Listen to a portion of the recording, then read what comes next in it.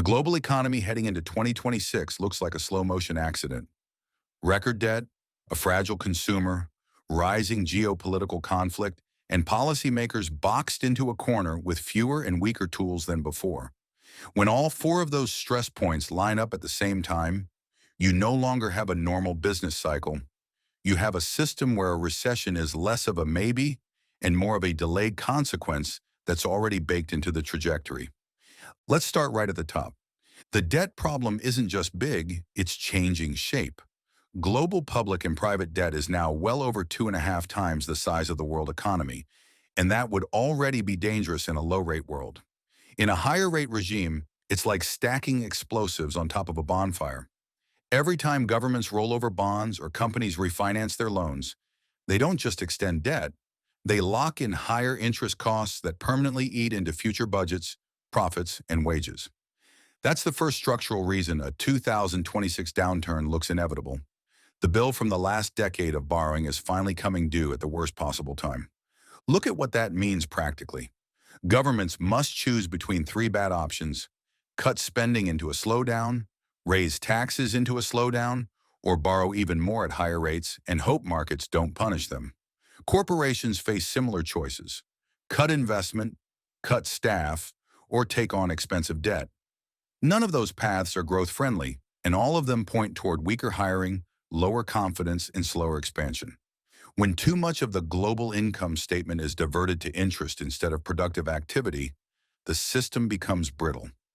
You don't feel the break on day one, but you feel it when the next shock hits. China's slowdown makes this even more dangerous. For years, global growth could lean on China's massive construction and export machine to bail out weaker regions. Now China is wrestling with a property sector hangover, demographic decline, and a structural pivot away from debt-fueled building. That means the world's second largest economy is no longer the same emergency engine it used to be. So you have record global leverage, rising rates, and the previous growth locomotive losing steam, all entering 2026 at once.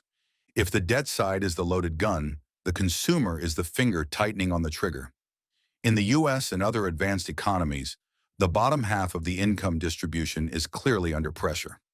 Credit card balances are high, delinquency rates across consumer loans are climbing, and savings buffers from the pandemic era are largely gone. People are relying more on credit to maintain the same lifestyle, just as interest costs make that credit more expensive.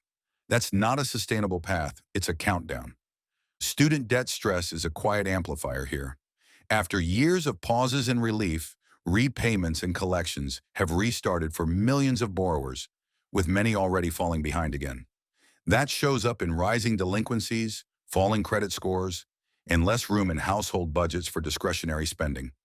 When you combine higher rents, sticky prices for essentials, and resumed loan payments, you end up with consumers who are technically employed but financially squeezed.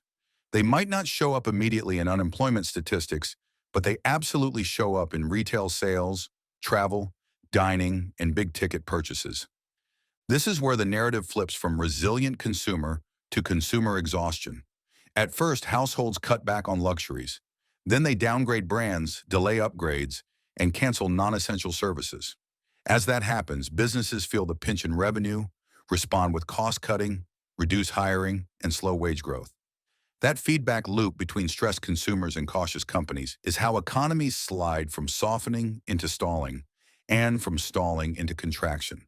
By 2026, the combination of higher debt service, weaker consumption, and tighter credit standards makes a prolonged slowdown not just likely, but hard to escape. Now overlay geopolitics on top of this already fragile economic base. Trade and geopolitical tensions aren't background noise anymore. They're core macro drivers. A renewed tariff regime, especially one that targets major trading partners like China, hits the economy in a double-barreled way. First, it raises prices as imported goods get taxed. Then, once businesses and households adjust to those higher prices, it depresses demand, investment, and hiring. You pay more upfront, then get less growth later. Under an aggressive tariff and trade war scenario, the odds of a recession go up sharply because you are deliberately adding friction to a system already straining under debt and weak demand. The US-China decoupling adds a structural drag that doesn't go away quickly. As supply chains are rewired around politics rather than pure efficiency, costs rise and productivity suffers. That means lower potential growth globally, exactly when the world needs more growth to manage its debt. Add the ongoing Russia-Ukraine conflict, which has reshaped European energy markets, and persistent instability in parts of the Middle East that can send oil prices spiking without warning. Every flare-up acts like a tax on the entire world. Higher fuel costs, higher transport costs, and more uncertainty for businesses deciding whether to invest or wait. Here's the key. None of these geopolitical risks happen in a vacuum. They interact with debt and consumer fragility. Higher energy prices hit the same households already stretched by rent, loans, and credit card bills. Trade disruptions hit companies already grappling with higher interest costs and weaker demand. The result is not one big shock you can quickly recover from, but a series of overlapping blows that wear the system down. By the time 2026 rolls around, we're not talking about a single event causing a downturn. We're talking about accumulated damage finally showing up in the data. That brings us to the policy trap, the part of the story almost nobody normal has time to follow, but everyone ends up living through. In past crises, central banks could slash interest rates aggressively and flood the system with liquidity. In 2008 and 2020, that was the playbook. Cut, print, stabilize. This time is different. Major central banks have already been through a full hiking cycle to fight inflation, and while they are cutting at the margins, they cannot simply drop rates back to zero without risking another inflation wave. They're stuck between protecting price stability and supporting growth, and both objectives are now pulling in opposite directions. At the same time fiscal policy is constrained, governments are entering this slowdown with higher debt levels and larger deficits than before. That means big, open-ended stimulus packages are harder to sell politically and more dangerous financially. Bond markets are watching. The more governments spend to offset weakness, the more investors demand higher yields to hold that debt, which further increases interest costs and strains budgets. It's a loop. Try to spend your way out, and you might trigger a bond or currency scare that makes things worse. So you end up in a world where monetary policy is hamstrung by inflation and credibility concerns, and fiscal policy is hemmed in by debt and market discipline. That's the policy trap. The tools that used to break recessions now have serious side effects. You can't cut rates to zero without risks. You can't run massive deficits forever. Yet doing nothing allows a recession to deepen. The result is likely a slower, more drawn-out downturn where policymakers manage the decline instead of sharply reversing it. Markets are not blind to this.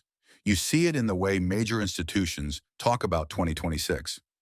Many baseline forecasts still show modest positive global growth, but the language around those forecasts keeps highlighting words like downside risks, fragile, and skewed to the downside.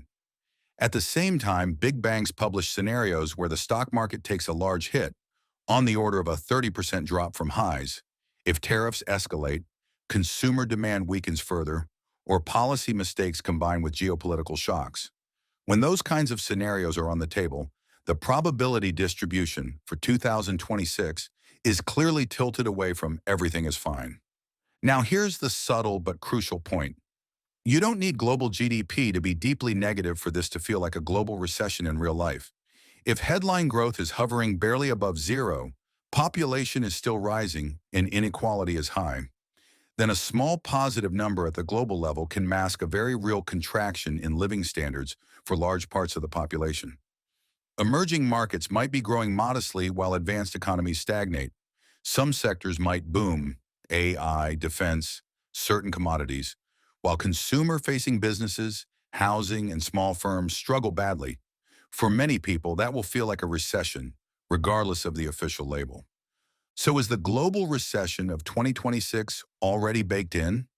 If you define baked in as the risks are so lopsided that avoiding pain would require a miracle sequence of perfect policy and perfect luck, then yes, the path we're on points overwhelmingly towards some form of global downturn. The exact shape, mild versus severe, short versus drawn out, synchronized versus uneven, remains uncertain. But the combination of historically high debt being refinanced at higher rates, a consumer that is stretched, indebted, and losing buffers, geopolitical conflict and trade fragmentation, raising costs and uncertainty, policymakers constrained by inflation, deficits, and market discipline, makes a clean, painless, soft landing in 2026 extremely unlikely. Now let's talk to you directly as a viewer, because this isn't just macro theory. In Brian, I have worked in fintech and banking for decades, and I've got a finance degree and an MBA as well. When you look at cycles over time, what matters is not predicting the exact quarter when the recession is declared, but recognizing when the risk-return trade-off of doing nothing has flipped against you. Right now, you have leading indicators flashing red across multiple dimensions. That's when serious investors and ordinary families quietly shift from offense to defense, tightening budgets, reducing bad debt, building emergency funds, diversifying income, and rethinking portfolio risk. That's also why this channel now exists as Finance Clarified. The whole mission is to take complex macro signals, like the ones pointing toward 2026, and translate them into plain English, actionable steps you can understand and use. No jargon for the sake of sounding smart, no blind optimism or doom for clicks, just clear explanations of what's happening, why it matters, and what you can actually do about it.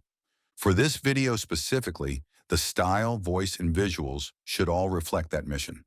The script should feel like a conversation, not a lecture. Tight, punchy, with recurring mini hooks that pull the viewer forward. Here's the part nobody's talking about. This is where it gets really dangerous. Now let's connect this to your wallet. The narration should match the confident but calm tone you hear in the reference video. Firm, analytical, sometimes chilling, but always grounded in data and logic rather than theatrics. The branding needs to align with that same clarity.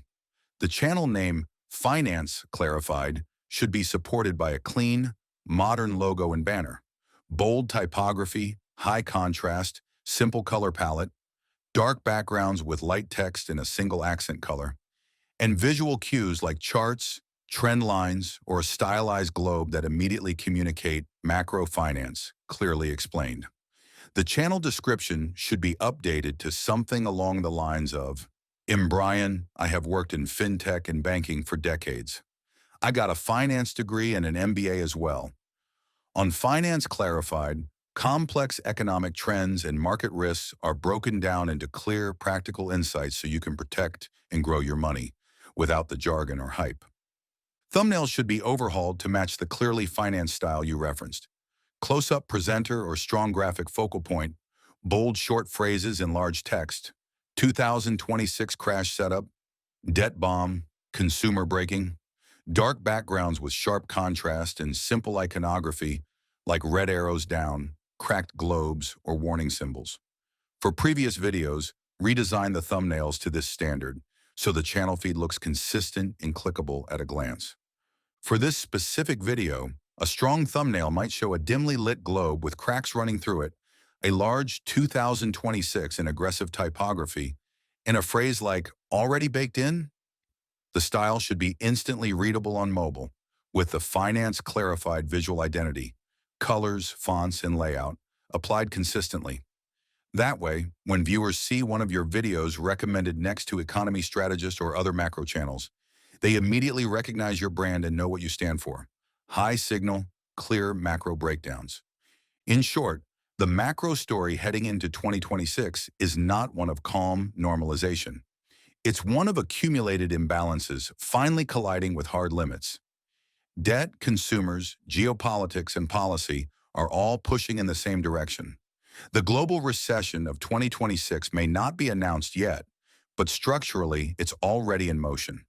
The only real choice left is whether you enter it confused and unprepared, or fully informed and strategically positioned, and that's exactly what Finance Clarified is here to help you with.